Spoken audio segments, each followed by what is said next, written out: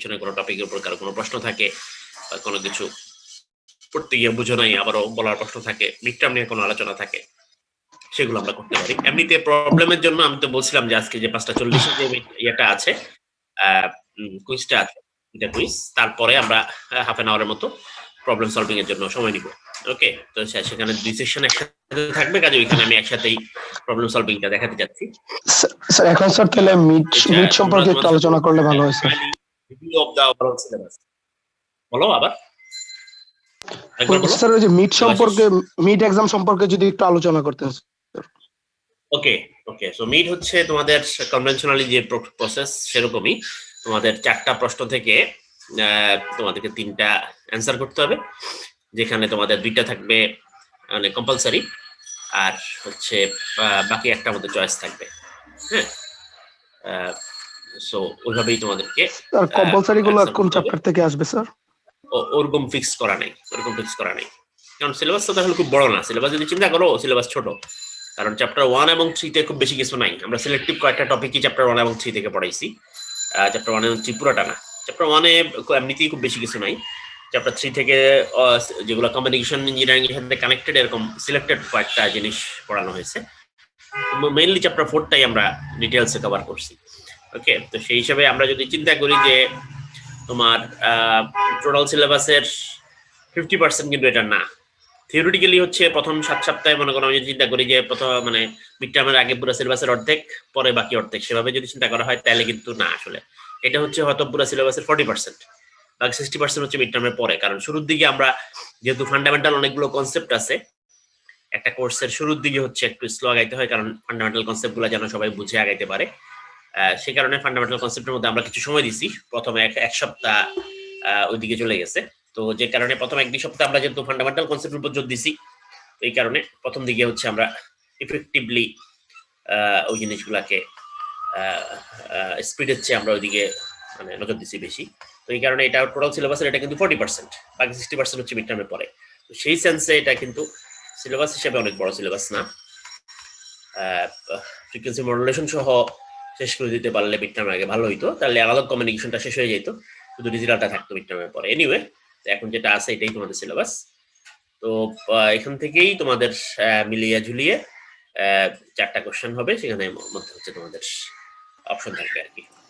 কোশ্চেনগুলো কি ধরনের হতে পারে স্যার? এটা এই বিষয়ে কোশ্চেন মধ্যে হচ্ছে এ বি থাকবে, সি থাকবে না। ওকে, এ বি থাকবে, প্রবলেম থাকবে, মানে থিওরি থাকবে, থিওরির সাথে কিছু মানে টুকটাক প্রবলেমও থাকবে। ওকে, প্রবলেম যেগুলো হচ্ছে আমরা যে থিওরিগুলো তোমাদেরকে পড়াইছি সেগুলো ইউজ করেই করা যাবে এমন প্রবলেমই।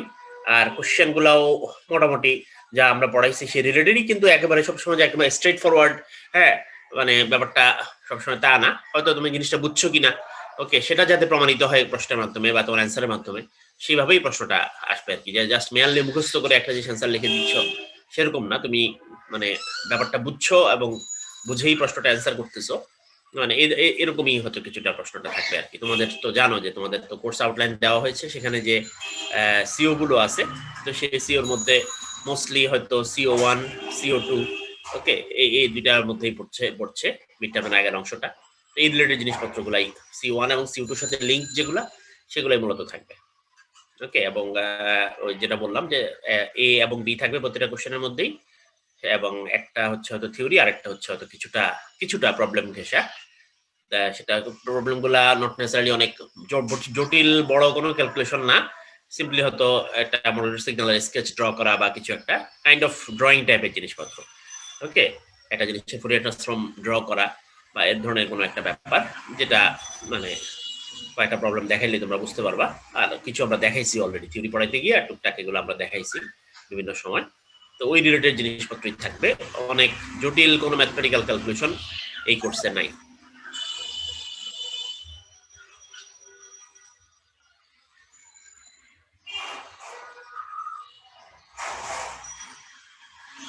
সো এনি কোশ্চেন তোমাদের পুরো সিলেবাসের উপর, কারো যদি কোনো প্রশ্ন থাকে ওই টপিকটা একটু বুঝি নাই বা তমুক টপিকটা সমস্যা আছে, বুঝতে চাই, এরকম যে কোনো প্রশ্ন অথবা anything, the floor is open, you can ask any question.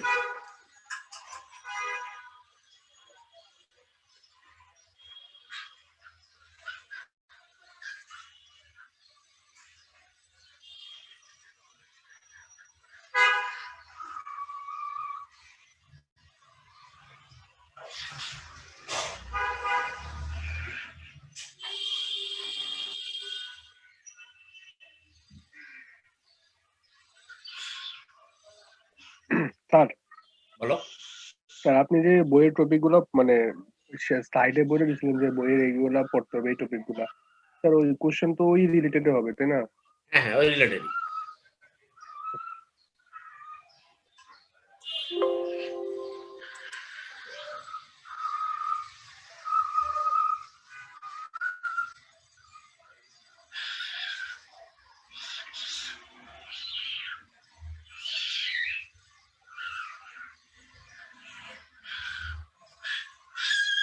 একটা স্লাইডটা দেখি দাঁড়াও, এমন কিছু আছে কিনা যেটা আমরা স্লাইডে পড়াইছি কিন্তু তোমাদের ইয়াতে নাই, কি বলে,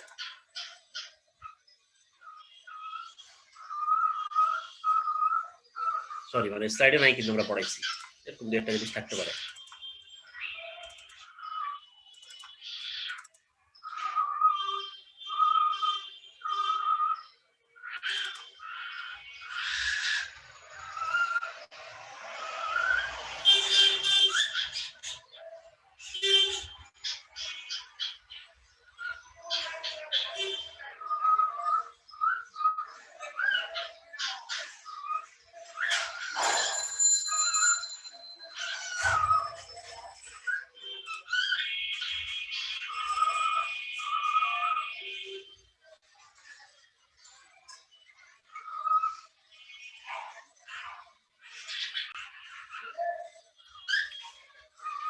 হ্যাঁ, এরকম একটা জিনিস আছে উইক 1-এ, যেমন ধরো উইক 1-এর স্লাইডে, যেমন লেকচারের মধ্যে আমি তোমার শেষের দিকে আর একটা জিনিস পড়াইছি, সেটা হচ্ছে তোমার ওই যে তোমাদের মনে আছে,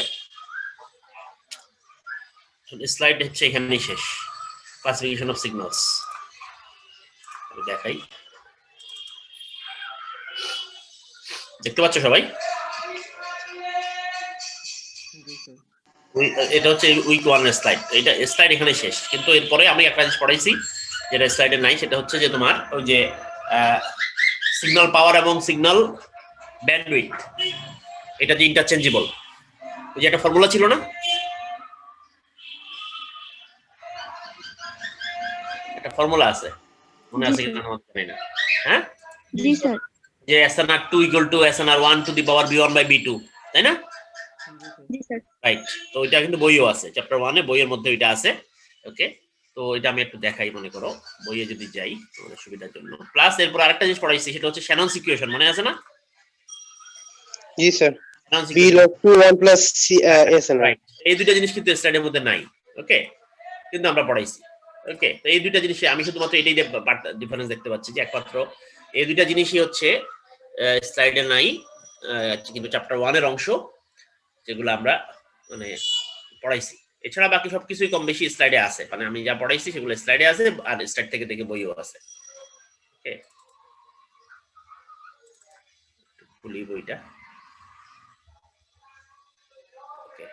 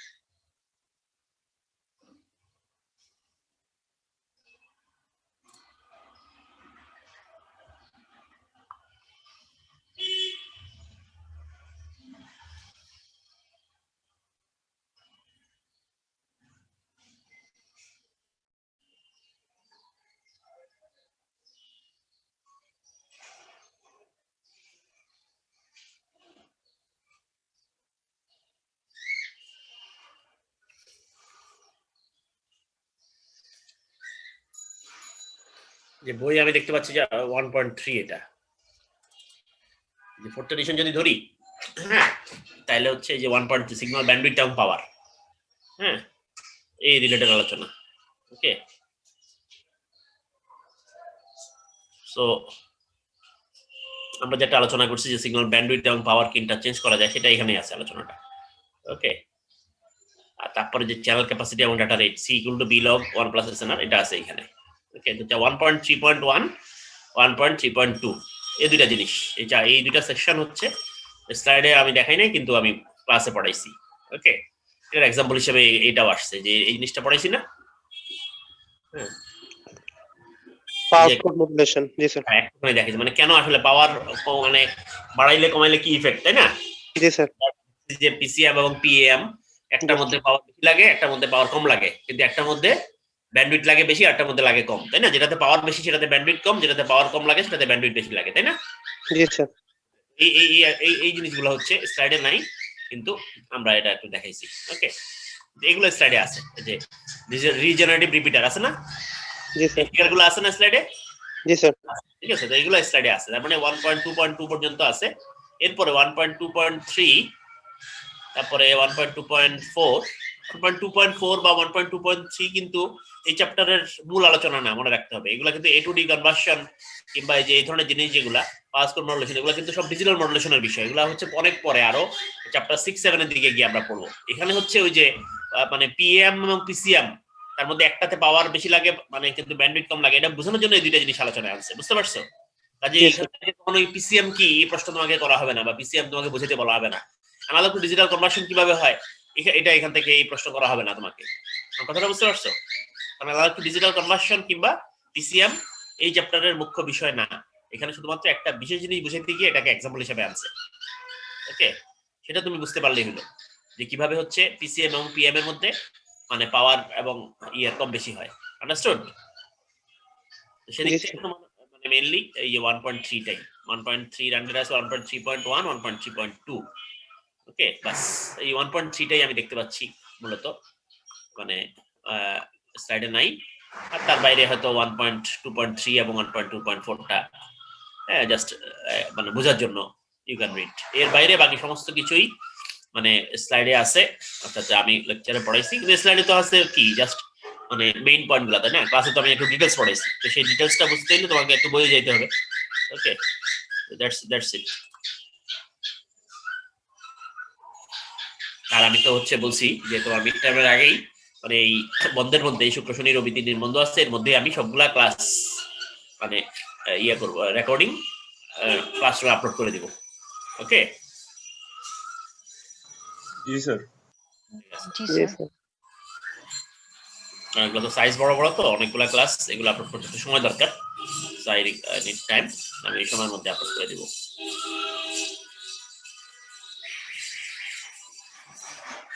এনিওয়ে, তোমাদের মানে যদি কারো প্রশ্ন থাকে, কারো কোনো বলতে পারো, জিজ্ঞেস করতে পারো।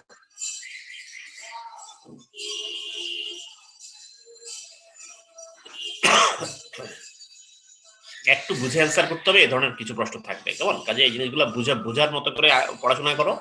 মেয়ারলি জাস্ট পিছনে বছরে কোশ্চেন সলভ করা, হ্যাঁ, বা যে আইটেম গুলো পড়াইছে ওগুলো মেমোরাইজ করা, এটার মধ্যে থাকো না।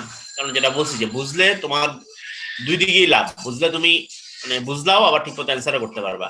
আর মেয়ারলি শুধু অ্যান্সার করতে পারবা এত এইভাবে চিন্তা করলে তুমি হয়তো কিছু জিনিস মুখস্থ করে আসলে শব্দ মানে কোশ্চেনের মধ্যে দেখে কিছু কমন পড়বে, সেগুলো কিছু লিখতে পারবা হয়তো, হ্যাঁ, কিছু মার্কস হয়তো মানে পাইতে পারো, কিন্তু বোঝার জায়গাটা একটা বিশাল গ্যাপ থেকে যাবে। ওকে, তো এই কারণে বুঝলে দুই দিকেই লাভ, না বুঝলে হচ্ছে তুমি অনেক কিছু হয়তো অ্যান্সারই করতে পারবা না, কারণ তুমি জিনিসটা বুঝো নাই। ওকে, আর বইগুলো মুখস্থ অ্যান্সার করতে পারবে, সেগুলো হয়তো খালি করতে পারবা।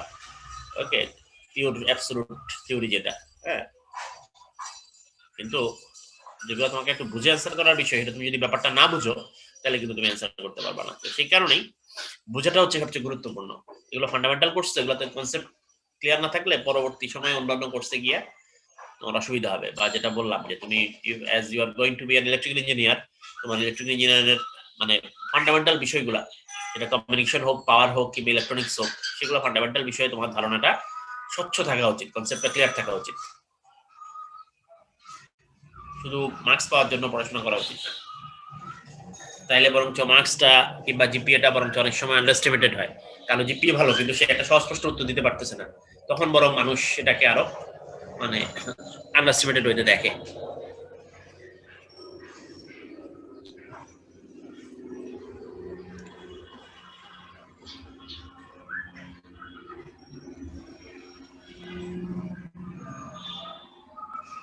স্যার পাওয়ার আর ব্যান্ডউইথের যে রিলেশনটা আছে স্যার এটা যদি আর একটু বুঝাই দিতেন স্যার। ওকে, আমি একটু বোর্ডটা ওপেন করি।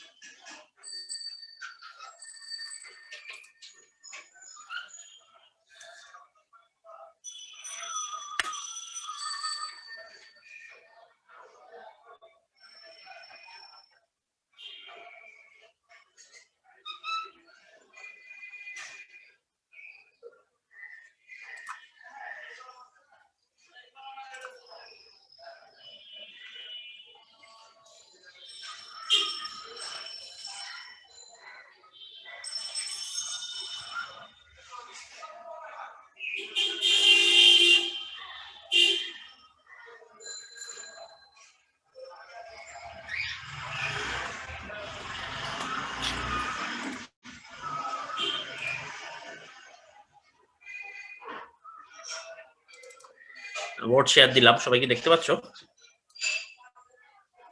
স্যার লোডিং হচ্ছে স্যার। আচ্ছা, আসছে স্যার, আসছে Okay. স্যার। তাহলে এটা ছিল ফর্মুলাটা ছিল যে SNR2 মানে কি একটা সিগন্যাল মনে করো এটা হচ্ছে B1 হচ্ছে ব্যান্ডউইথ, আর SNR যে SNR এ পাঠাইছি এটা হচ্ছে SNR1। আরেকটা সিগন্যাল এটা হচ্ছে B2 ব্যান্ডউইথ তে পাঠাইছি আর SNR2 তে পাঠাইছি। ওকে, তাহলে আমরা বলছি যেটার মধ্যে সম্পর্ক হবে SNR2 যদি দুজনের ক্ষেত্রে মানে কোয়ালিটি সেম হয় তাহলে সম্পর্কটা হবে এরকম একটা প্রায় এটা কিন্তু প্রায় সমান, তাই না? একদম সমান বলি নাই, SNR2 SNR1 স্যার অ্যাপ্রক্সিমেটলি। হ্যাঁ B1/B2। আচ্ছা, ইন্টারেস্টিং ব্যাপার হচ্ছে এটা কিন্তু প্রমাণ করতে পারবা তোমরা, কেমন? এটা তোমাদেরকে আমি তখন হয়তো আর প্রমাণ করে দেখাই নাই। শ্যাননস ইকুয়েশন যেটা, সেখান থেকে এটা প্রমাণ করা যায়। শ্যাননস ইকুয়েশনসটা কি বলে? C = B log 1 + SNR না? জি স্যার। আচ্ছা, তাহলে আমরা এখানে কি বলতেছি, এই কথাটার মধ্যে কি বলতেছি যে একটা সিগন্যালকে চাইলে আমি B1 মানে কি বলে B1 ব্যান্ডউইথ এবং SNR1 এ পাঠাইতে পারি, হ্যাঁ, যেখানে হয়তো B1 টা বেশি SNR টা কম। ওকে, অথবা B1 টা B2 টাকে মানে এটাকে কমাইয়া এটাকে বাড়াইয়া পাঠাইতে পারি, এই না কথাটা? জি স্যার। এবং দুই ক্ষেত্রে আমার আসলে পয়েন্টটা কি, ক্যাপাসিটিটা সেম থাকবে, তাই না? জি স্যার। সেম ক্যাপাসিটিতে আমি এটাতে পাঠাই যাবে। তাহলে এই কথা যদি আমি এখানে ধরি, তাহলে কেস 1 এর জন্য সি কত? সি হচ্ছে B1 log sir B1 log 1 + SNR1 1 + SNR1। জি স্যার। 1। কেস 2 এর জন্য সি B2 log 1 + SNR2। তাহলে যে দুই ক্ষেত্রে যেহেতু কি থাকবে, ক্যাপাসিটি সেম থাকবে, তাহলে B2 log SNR2 sorry 1 + SNR2 2 = B1 log 1 + SNR1। 1 আচ্ছা, এখন SNR তো মোটামুটি একটু ভালোই হয়, তাই না? SNR হয় 60 70 80, মানে SNR তো বড়ই হয়, তাই না? জি স্যার। ইফ জি স্যার। SNR1 SNR2 হ্যাঁ, এগুলো যদি মোটামুটি একের চেয়ে ভালোই বড় হয়, কেমন? একের চেয়ে ভালোই বড় হয়, তাহলে 1 + SNR2 কে জাস্ট শুধু SNR2 বলা যায় না? জি স্যার। জি বুঝলেন স্যার। এই কথাটা? মানে SNR যদি হয় মনে করো 50, তাহলে 50 কে মানে 50 যোগ 1 মানে 51, 51 কে 50 বললে তো খুব বেশি সমস্যা নাই, তাই না? জি স্যার। অ্যাপ্রক্সিমেটলি যেহেতু এটা জি একদম স্যার, সমান তার হয় না, উপর স্যার লগারিদমের ভিতরে থাকলে আর হ্যাঁ। আরো গুণ করা যাবে। আর আরো বেশি, তাই না? তাহলে এরকম লেখা যাবে না? জি স্যার। লগের আগে যেটা থাকে এটা পাওয়ার হয়ে যায় না? জি স্যার। এটা কি দেখা যাবে? log Log SNR2 SNR2 B2 B2 B2 = log SNR1 B1। B1 দুই পাশ থেকে লগ বাদ দিয়ে দাও, কেমন? হুম। দুই পাশ থেকে লগ বাদ দিলে কি হবে? SNR2 SNR2 সরি SNR1 এটা হচ্ছে to to the the power power B2 = B1। তাহলে approximate, তাহলে SNR2 কত?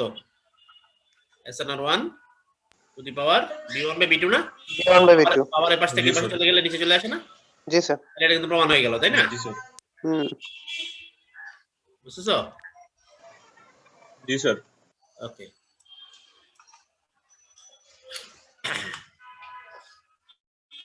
তার মানে ক্যাপাসিটি ঠিক রেখে একটা সিগন্যালকে ভিন্ন ভিন্ন ব্যান্ডউইথ এবং এসএনআর এ পাঠানো যায় সেই ক্ষেত্রে ব্যান্ডউইথ যদি কমাই একটা কেসে এসএনআর বাড়ায়া তাহলে পরের কেসে আমাকে কি করতে হবে ব্যান্ডউইথটা মানে জাস্ট উল্টা করতে হবে ব্যান্ডউইথ বাড়ায়া এসএনআর কমাইতে হবে তাই দুইভাবেই পাঠানো সম্ভব জি স্যার ওকে তাহলে যে প্রশ্ন করছিল তার প্রশ্নের কি উত্তর পাওয়া গেছে জি স্যার ওকে তাহলে আর কারো কোনো প্রশ্ন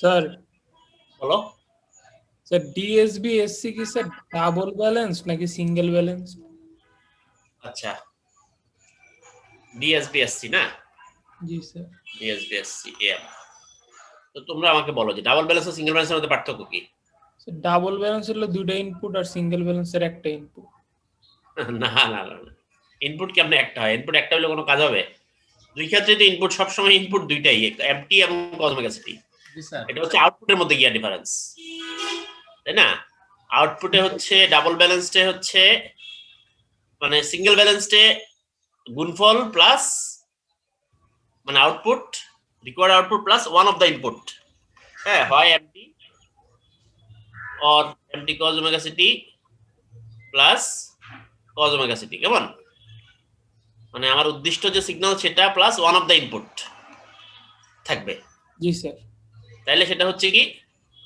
সিঙ্গেল ব্যালেন্স সিঙ্গেল ব্যালেন্স হ্যাঁ আর ডাবল ব্যালেন্স হইলে দুইটা ইনপুটই ব্যালেন্সড হয়ে যাবে অর্থাৎ একজনও থাকবে না আউটপুটে থাকবে খালি কে এমটি কজ ওমেগা সিটি শুধুমাত্র দরকারি সিগন্যালটা পাবো বুঝতেছো জি স্যার সিঙ্গেল ব্যালেন্সড হইলে যে কোনো একটা ইনপুট পাবো সাথে তাহলে আমাকে এখন বলো ডিএসবিএসসি কি হবে সিঙ্গেল ব্যালেন্স না double balanced sir double balance double balance তাই না কারণ ডাবল ডিএসবি পাইতে হলে এটা আর জি, ডিএস স্যার। শুধু ডিএসবি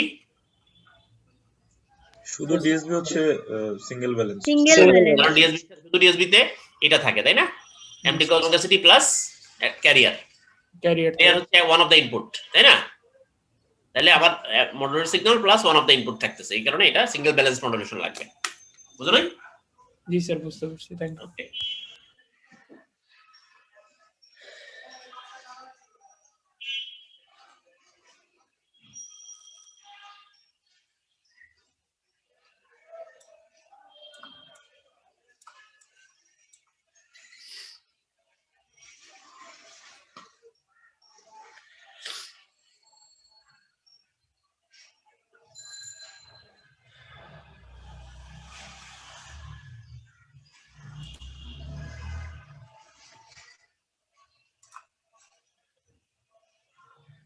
প্রশ্ন নাইয়া তোমার তার মানে পড়াশোনা করো না তোমরা পড়াশোনা করলে প্রশ্ন থাকতো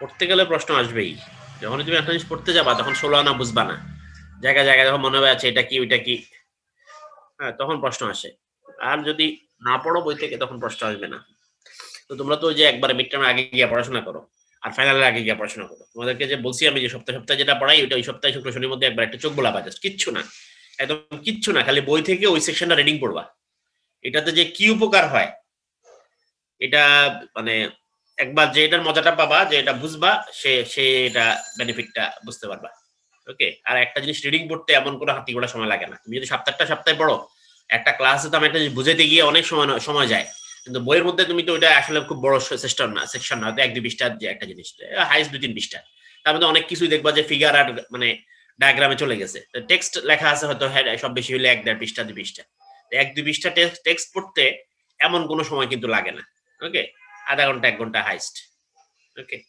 তো এটা প্রতি সপ্তাহে যেটা পড়াই জাস্ট বই থেকে গিয়ে সপ্তাহ শেষে ওই সেকশনটা খালি বইয়ের মধ্যে ওই সেকশনটা ওকে মনে করো 1.3.1 পড়াইছি ক্লাসে বা এই সপ্তাহে 1.3.1 বা মানে 1.3.2 পড়াইছি কথার কথা বা 4.2.1 পড়াইছি হ্যাঁ তুমি জাস্ট ওই সেকশনটা তুমি যদি খালি একবার রিডিং দাও আর কিছু না বই থেকে একবার রিডিং দাও তাহলে এটা যে কত লাভ হয় তোমার কনসেপ্টটা পুরো একদম দেখবা যে ঝকঝকে হয়ে গেছে ক্লিয়ার হয়ে গেছে হ্যাঁ অনেক কিছু যেগুলো হয়তো তুমি ক্লাসে ধরতে পারো না, সেগুলো কিছু জিনিস ধরতে পারবা বইতে। শুরুতে আরো কিছু ইন্টারেস্টিং কথাবার্তা থাকে, হ্যাঁ, আর একটু বাড়তি কিছু কথাবার্তা থাকে যেগুলো জানলে তোমাদেরও লাভ হবে। হ্যাঁ, তোমার কাছে জিনিসটা ক্লিয়ার হবে, জিনিসটা কি, কেন, কিভাবে, ওকে, ইত্যাদি ইত্যাদি। তো ওই ইনফরমেশন গুলা সহ যখন জিনিসটা তুমি রিডিং দিবা, তখন তোমার মাথার মধ্যে জিনিসটা একেবারে ঢুকে যাবে। তখন তোমার ওই যে মানে দেখবা যে জিনিসটা সহজে আর ভুলতেছো না, আর কনসেপ্টটাও তোমার মাথায় থেকে যাচ্ছে। ওকে, তো ওই জিনিসটা তোমরা করো না আসলে। এটা মানে না করাতেই তোমাদের কনসেপ্ট একটা বিশাল ঘাটতি থেকে যায়। কোশ্চেন ফাইনাল পরীক্ষা দেওয়ার কিছুদিন পরেই তোমরা ওই কোর্সের সমস্ত জিনিস তোমাদের মাথা থেকে বের হয়ে যায়। পরের সেমিস্টারে গিয়েও যদি আগের কোর্সের বেসিক কিছু জিনিস প্রশ্ন করা হয়, তোমরা আর এটা বলতে পারো না, কারণ সবকিছু মুখস্থের উপরে চালাইছো। ওকে, কিন্তু সিম্পলি জাস্ট খালি বইয়ের ওই সেকশনটাকে খালি রিডিং করে পড়ে আগেলেও দেখবা যে কনসেপ্টগুলো অনেক ক্লিয়ার থাকে। ওকে, এবং তাতে তোমার মার্কস পাওয়াটা কিন্তু আটকাবে না, বরং মার্কস আরো বাড়বে। ওকে, বুঝে শুনে আগেলে মানুষের জিপিএ কমে না, আরো বাড়ে।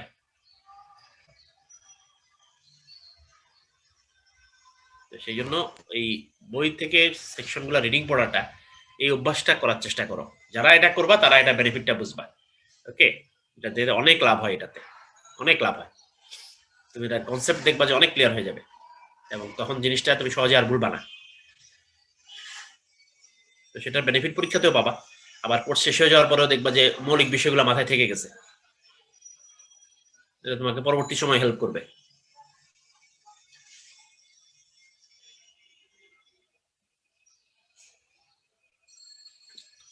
স্যার আমার একটা কোশ্চেন ছিল বই থেকে। বলো। স্যার যে নন লিনিয়ার মডুলেশন যেখানে আছে স্যার, ওই জায়গাটায় বইয়ে যে ইকুয়েশন গুলো আছে ওগুলো আমি বুঝতেছি না, কিন্তু আপনি যখন করাইছেন ওটা বুঝি। আচ্ছা, বইয়ের ইকুয়েশন আমরা কিন্তু স্টাডির মধ্যে একটা জিনিস আছে যেটাকে আমরা মানে অ্যাভয়েড করে গেছি ইচ্ছা করে। হ্যাঁ, এটা আমাদের স্লাইডেও ছিল। আমি জানি না তুমি কোন পার্টটা মিন করছো, তারপর আমরা একটু বাইর করি।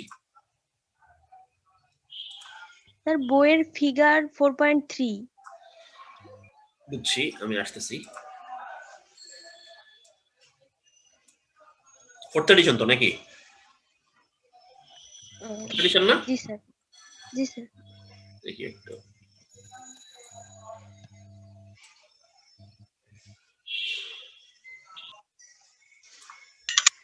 স্যার আরেকটা জিনিস ছিল স্যার। স্যার আপনি তো স্যার ইয়াতে লেখেন স্যার, কিছু কিছু ইকুয়েশন যদি দুই একটা লাইনের ছোট কিছু ওয়ার্ড ভুল যায় স্যার, তাহলে ওটা মিস্টেক হিসেবে ই করে দিন স্যার, কারণ অনেকগুলো লাইনে আসলে বোঝা যায় না। কোথায় বোঝা যায় না?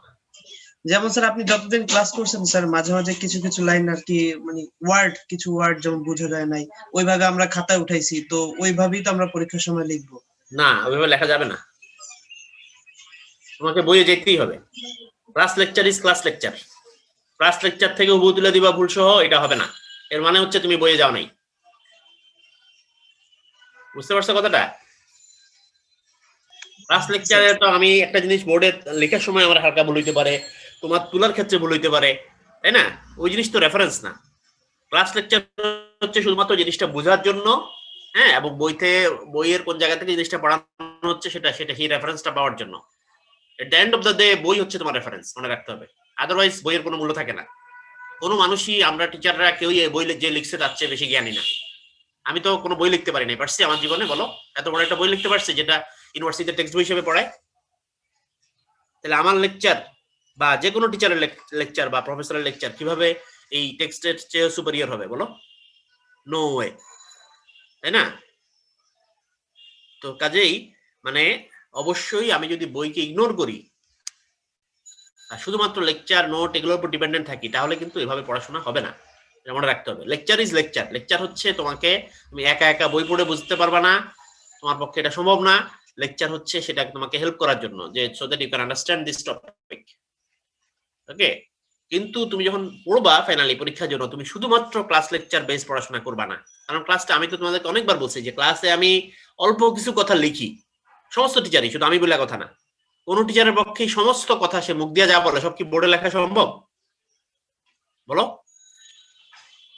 সম্ভব না তো, তাই না? লেকচারের একটা বড় অংশ হচ্ছে আমার মুখে বলা, সব সব সব ক্ষেত্রে, ঠিক না? লেকচারের একটা বড় অংশই কিন্তু মুখে বলা।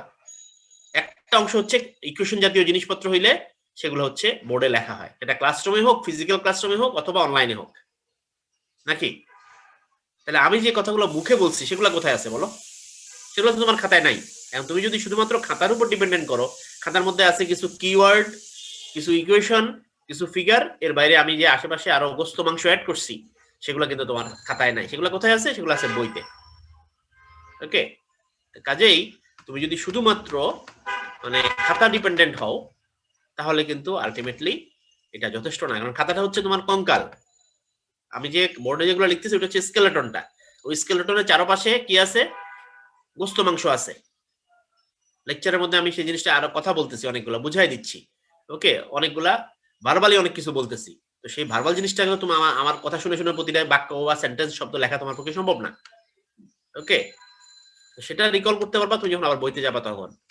কাজেই তুমি যদি শুধুমাত্র মানে লেকচারের মধ্যে যেই 8-10 লাইন লেখা আছে সেটাকে ভিত্তি করে পড়াশোনা করো, তাহলে this is not going to be successful, no way. Okay, তোমাকে ওই সেম টপিকটা ধরে ধরে বইয়ে গিয়ে ওই জিনিসটাকে দেখতে হবে আরেকটু। Only then you can recap the full thing, full lecture. Okay, এটা তো অনলাইন ক্লাসে মনে করো মাঝে মধ্যে আমরা ভিডিও লেকচার দিয়ে দিচ্ছি, তুমি হয়তো আমার ভার্বাল কি বলছি এটাও পাচ্ছ পরবর্তী সময়ে। ফিজিক্যাল ক্লাসে কি হইতো বলো? ক্লাস শেষ, তোমার পক্ষে কি আর আমার ভার্বালি কি বলছি এটা আর থাকবে তোমার কোথায়? কোথাও থাকবে না, এটা ইথারে মিশে গেছে। আমার কাছেও নাই আর, তোমার কাছে মাত্র আছে আমি ক্লাসরুমে বোর্ডে যা লিখছি আর আমার কথা শুনতে গিয়ে দুই একটা শব্দ তুমি যেটা যেটা মাঝখানে মাঝখানে লিখে রাখছো দুই একটা শব্দ, সেটা। কিন্তু আমার ফুল লেকচার কিন্তু তোমার কাছে কখনোই নাই। তোমার কাছে আছে শুধু খাতায় লেখা অল্প কিছু ডকুমেন্ট। ওইটাকে বেসিস করে তুমি যদি পড়াশোনা করো তাহলে সবসময় তুমি ঠকবা। পড়াশোনার জন্য তোমাকে অবশ্যই রিডিং ম্যাটেরিয়াল যেগুলো আছে সেগুলোর মধ্যে যাইতে হবে। শর্টকাট কোনো মেথড নাই। শর্টকাট মেথডে গেলেই হচ্ছে লুজার হবা। কাজেই এটা এখানে যদি তুমি এখানে মানে লেখার ক্ষেত্রে তোমার ভুল হয়, আমার লেখার ক্ষেত্রে একটা ভুল মানে হইতে পারে, তোমার লেখার ক্ষেত্রে একটা ভুল হইতে পারে, সেগুলা কিন্তু পরীক্ষায় সেগুলা হইতে চলবে না। তোমাকে বইয়ে গিয়ে কারেক্ট জিনিসটাই দেখতে হবে এবং কারেক্ট জিনিসটাই লিখতে হবে পরীক্ষায়। আমি পার্শিয়াল মার্ক করবো কিনা এটা আরেকটা আলোচনা। তুমি বই থেকে পড়ার পরেও তুমি একটা ইকুয়েশন লিখতে ভুল করতে পারো, তুমি অর্ধেক লিখে আর না লিখতে পারো, সেটার জন্য আমি পার্শিয়াল মার্ক করি। That is a different discussion. ঠিক আছে, কিন্তু তুমি হচ্ছে যদি মানে মানে জাস্ট একটা জিনিস তুলছো ভুল, সেইটা তুমি ভুল পড়ে ভুল অ্যান্সার লিখবা পরীক্ষা, এটা কিন্তু খুবই গর্হিত কাজ বলে আমি মনে করি। এটা কিন্তু যে মাসিমারা কেরানি শব্দটা তো শুনছো না? গল্পটা জানো তোমরা মাসিমারা কেরানির? না জানো স্যার, কিনা বলো, কেউ কি শুনছো মাসিমারা কেরানি শব্দটা তো শুনছো নাকি? স্যার ওই যে হুবহু আচ্ছা, কিন্তু মাসিমারা কেরানি শব্দটা তো জি স্যার। হ্যাঁ, কিন্তু কিন্তু এটা গল্পটা কি? গল্পটা হচ্ছে এটাই যে একজন কেরানিকে অফিসে একটা জিনিস কপি করতে দেওয়া হয়েছিল, টাইপরাইট করতে দেওয়া হয়েছিল। ঠিক আছে, তো যে তাকে টাইপরাইট করতে গেছে সে একটা কাগজ তার সামনে দিয়ে বলছে যে এটা তুমি এই যেভাবে আছে হুবহু এভাবে টাইপরাইট করবা। ওকে, তো বাই দিস টাইম ওই কেরানি টাইপরাইটিং শুরু করার আগে একটা মাছি বসছে ওই কাগজের উপরে। ঠিক আছে, কাগজের উপর বসে একটা মানে মাছি ওইখানে বসে মরেও গেছে। ঠিক আছে, তো টাইপরাইটার মানে কেরানি যখন সে কাগজটা পাইছে তখন সে কাগজটা পাইছে উপরে একটা মরা মাছি সহ। তাকে যেহেতু হুবহু ইনস্ট্রাকশন দিছে যে এটার হুবহু তুমি একটা কপি বানাই আমাকে দিবা। ওকে, তো সে পুরো জিনিসটা টাইপ করে তারপরে মাছি আরেকটাকে মাইরা ওই মাছিটা ওইটার উপর দিয়ে ওইটা সহ স্যারকে দিছে যে স্যার আপনি বলছিলেন হুবহু যেটা দিছিলেন ওইটাই দিতে, আমি এটাই দিলাম। ওকে, অর্থাৎ সে কাগজের উপর একটা মাছি পাইছে, মনে করছে এটাও ছিল। ওকে, এটা শুদ্ধ সে দিছে, সে চিন্তা করে না এই ব্যাপারটা নিয়ে। তো এই ব্যাপারটা কিন্তু ওইরকম হয়ে যাবে।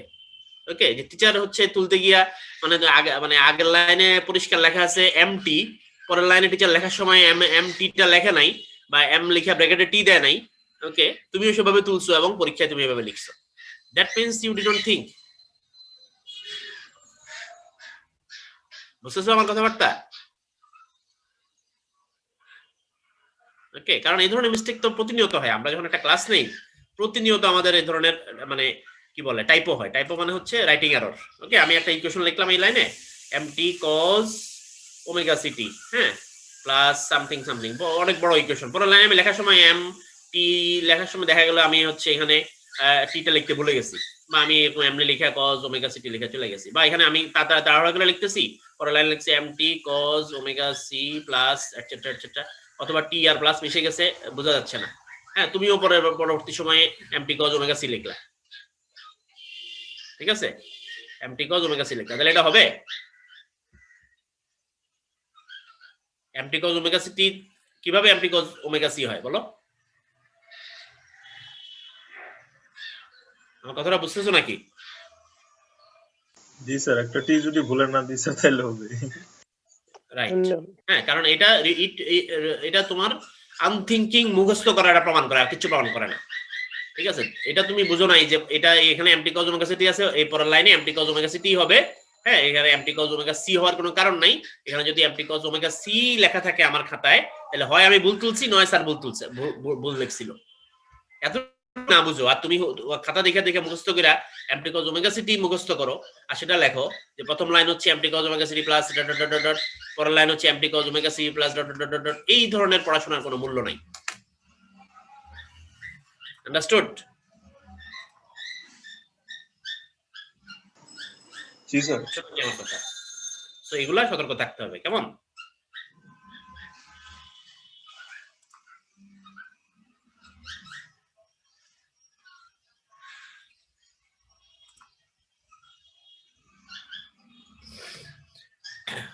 Any other question?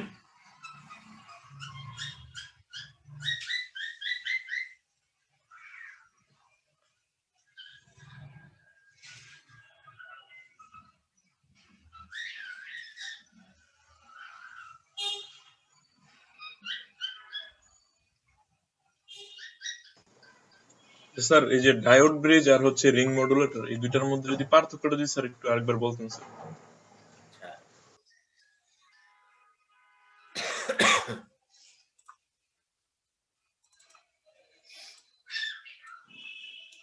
পার্থক্য আসলে তেমন কিছুই না, দুইটাই কিন্তু সুইচিং মডুলেটর, দুইটা জাস্ট দুইটা টাইপ। হ্যাঁ, সুইচিং মডুলেটর, দুইটাই সুইচিং মডুলেটরের মধ্যে পড়ছে। আর এই দুইটা কিন্তু প্রকার, সুইচিং মডুলেটর প্রকারভেদ না, এটা কিন্তু বুঝতে হবে, তাই না? ডায়োড ব্রিজ মডুলেটর হচ্ছে একটা এক্সাম্পল, রিং মডুলেটরের একটা এক্সাম্পল, কেমন? তুমি যদি বলো যে কি বলে মানুষের প্রকারভেদ, কেমন? হিউম্যান রেসের প্রকারভেদ, তুমি যদি বলো এটা হচ্ছে ম্যান ওমেন, এটা ঠিক আছে, তাই না? বলো যে মানুষের প্রকারভেদ হচ্ছে কি, যেমন আমি হচ্ছে সজীব, ঠিক আছে, ও হচ্ছে রাজীব, এটা তো প্রকারভেদ না, না, এটা হচ্ছে কি মানুষের এক্সাম্পল, বুঝো নাই? মানুষের নামের এক্সাম্পল। মানে জি স্যার, পার্থক্য বলতে স্যার আমি বুঝছি, তোমার প্রশ্নটা বুঝতে পারছি, তোমার প্রশ্নটা বুঝছি। আমি অন্য জিনিস বলতেছি। আমি বলতেছি যে প্রথম কথা বুঝতে হবে যে diode bridge modulator, ring modulator, এগুলো কি? বুঝতে পারছি স্যার, এগুলো কিন্তু এক্সাম্পল, তাই না? সুইচিং মডুলেটর, দুইটাই সুইচিং মডুলেটর। জি স্যার, আরো হইতে পারে পৃথিবীতে সুইচিং মডুলেটর আরো কিন্তু হওয়া সম্ভব, আমরা তার মধ্যে দুইটা পড়াইছি। হ্যাঁ, কিন্তু সুইচিং মডুলেটর প্রিন্সিপালটা কি? জি স্যার, মেইন প্রিন্সিপাল হচ্ছে এমটি কি করা, কজ ওমেগা সি দিয়ে মাল্টিপ্লাই না করে এনি পিরিয়ডিক সিগন্যাল দিয়ে মাল্টিপ্লাই করা, তাই না?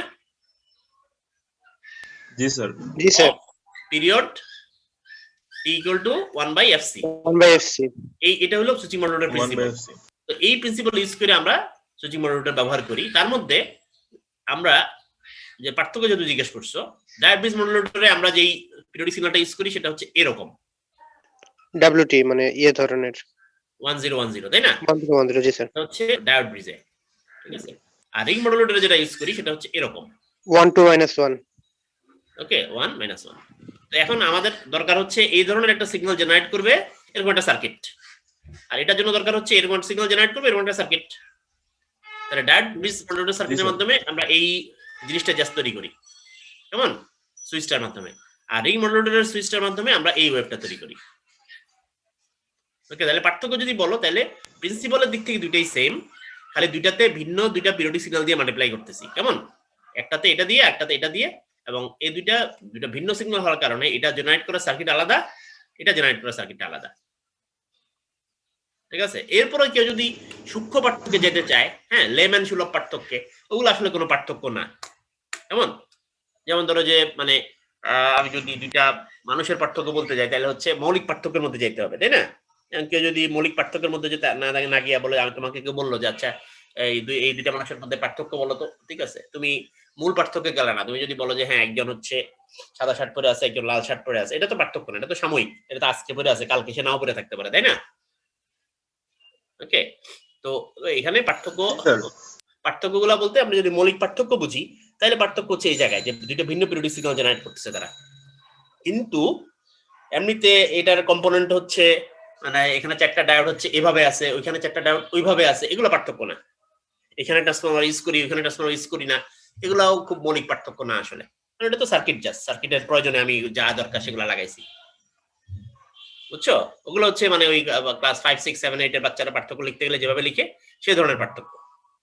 মৌলিক পার্থক্য হচ্ছে যে আসলে মূল ডিফারেন্সটা কোন জায়গায় হচ্ছে, মূল ডিফারেন্সটা হচ্ছে এই জায়গায়, বুঝছো কথাটা? স্যার একটাতে মাইনাসটা সহ নিচ্ছে আর একটা হচ্ছে 0 থেকে নিচ্ছে। রাইট।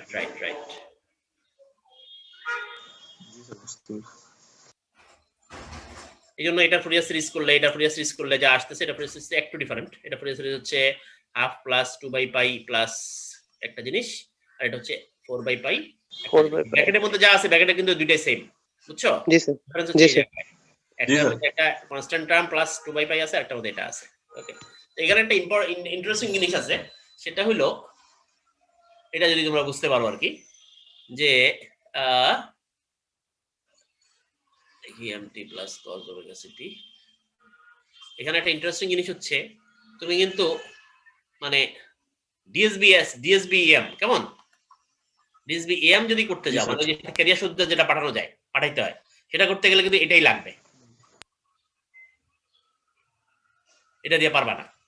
DSBS এর জন্য দুইটাই ঠিক আছে, কেমন? কারণ এর ভিতরে কি একটা cos ওমেগা ct টার্ম আছে না? জি স্যার। তাহলে mt দিয়ে যখন গুণ দিবা তখন এখানেও mt cos ওমেগা ct আসবে, এখানেও mt cos ওমেগা ct আসবে, বাকিগুলো তো সব বাদ দিয়ে দিবা না?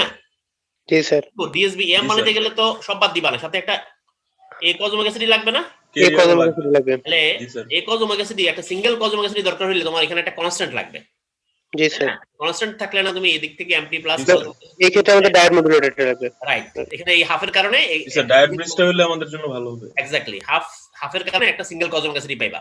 এখানে তো directly 4/π into cos omega ct, এখানে যদি তুমি একটা mt plus cos omega ct দিয়ে গুণ দাও তাহলে খেয়াল করো এটা সাথে 4/π এর সাথে mt টা গুণ হবে, মানে কোনো কনস্ট্যান্ট পাবো না, কনস্ট্যান্ট ভ্যালু থাকবে না। সিঙ্গেল একটা 4/π mt পাবা, খালি mt পাবা, কেমন? সিঙ্গেল mt পাবা, কিন্তু সিঙ্গেল কোন cos ওমেগা ct পাইবা না।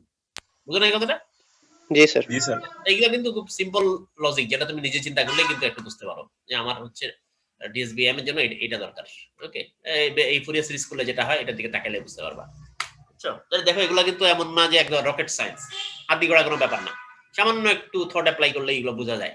আর একবার বুঝলে এগুলা কিন্তু খুব বেশি যে ভুলার সুযোগ আছে তা না, যেটা তুমি বুঝে ফেলছো ওইটা কিন্তু ভুলবা না, যেটা মুখস্থ করছো ওটা ভুলে যাবা।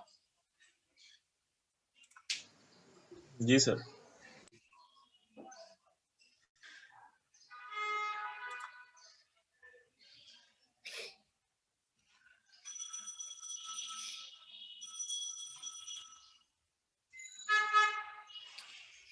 Any other question?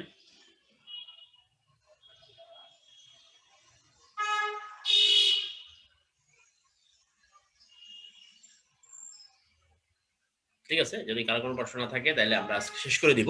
আর যেহেতু আবার 5:40 আমাদের একটা কুইজের পর একটা ছোট রিভিউ ক্লাস আছে, মানে প্রবলেম সলভিং, কাজেই সেখানেও কারো কোনো প্রশ্ন থাকলে করতে পারবা। তাহলে আমরা আপাতত এটা শেষ করে দিচ্ছি, ঠিক আছে? স্যার এমসিকিউ টাইপের কোশ্চেন তো হবে? হ্যাঁ। Okay, thank you sir amplitude modulation পর্যন্ত না স্যার? হ্যাঁ, অ্যামপ্লিটিউড মডুলেশন পর্যন্ত তো আমাদের মানে হ্যাঁ 1 আর 3 এর উপর হচ্ছে কুইজ 1, আর অ্যাপটিটিউড মডুলেশনের SSBM পর্যন্ত হচ্ছে কুইজ 2। SSBM। জি স্যার। ওকে, ঠিক আছে, থ্যাংক ইউ। আসসালামু আলাইকুম। আসসালামু আলাইকুম স্যার। ওয়ালাইকুম আসসালাম।